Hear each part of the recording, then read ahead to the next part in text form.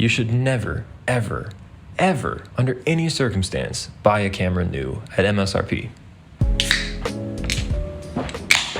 Welcome back. It is Friday. That means it's time for another Snap and Yap, the sub 5-minute video where I give you some kind of photography tidbit in less time than it takes you to, what takes 5 minutes? Fold your laundry.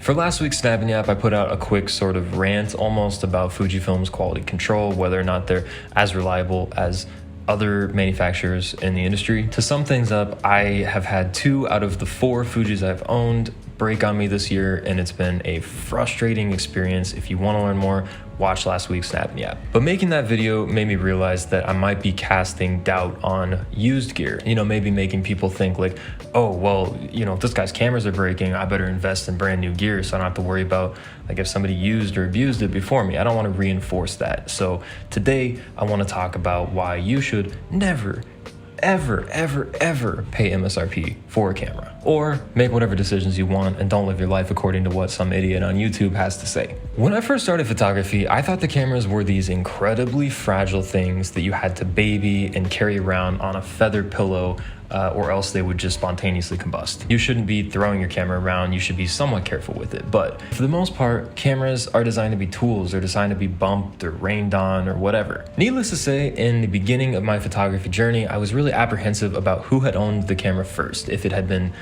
super beat up or not well taken care of, and so I was very apprehensive about buying used gear. But now, at this stage in my photography career, I have bought a ton of camera gear on the internet, and none of it has been new, except for, of course, the very first camera that I ever bought. I have purchased now 2 different digital cameras from Japan via eBay, one from MPB, and very recently a camera from Facebook Marketplace. I've also purchased at this point 3 or 4 film cameras from eBay as well, and every single issue I've ever had with the camera has been a year at least, or many years after I purchased it. I don't think it had anything to do with prior abuse or a prior owner. Use common sense. Don't buy things that look too good to be true. Vet your eBay sellers, read reviews, be careful, but you do not have to pay MSRP for cameras, I promise. Please don't do it. Stop doing that, especially not now. If you're located in the US, we are now suffering the effects of tariffs, making everything much more expensive, and inflation just generally speaking everywhere. If you are on any kind of budget and you don't have unlimited cash, all cameras from the last 5 to 10 years are fantastic. You should go find a great deal on something from 2021 or 2022. That's just my personal advice. That's what I would do right now if I didn't have a camera and I was just jumping into this. Figure out what you need from a camera, what you like in a camera, and go and find something a few years old that checks those boxes. Don't fall for the hype or the marketing of this new AI feature or this new autofocus algorithm.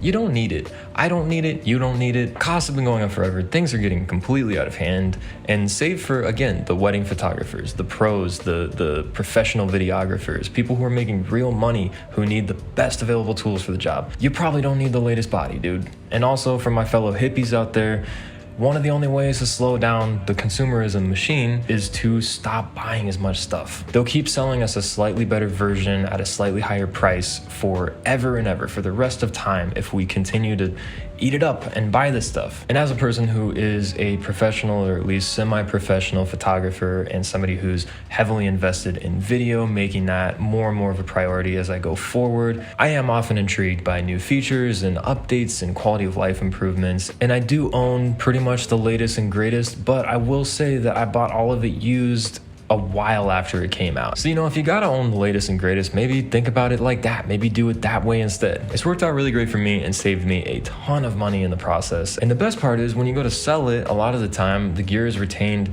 a lot more of the value that you put into it. You didn't have this really sharp drop off from MSRP to the used market. You bought it on the used market already, so when it goes to its 3rd or 4th owner, you're not really losing that much. I look at it like I've rented a lot of cameras for just $200-300 for a year, months, whatever. That's it. That's my soapbox for today. This has been Snap and Yap number 8. Thanks as always for watching, and I will talk to you on Monday as always.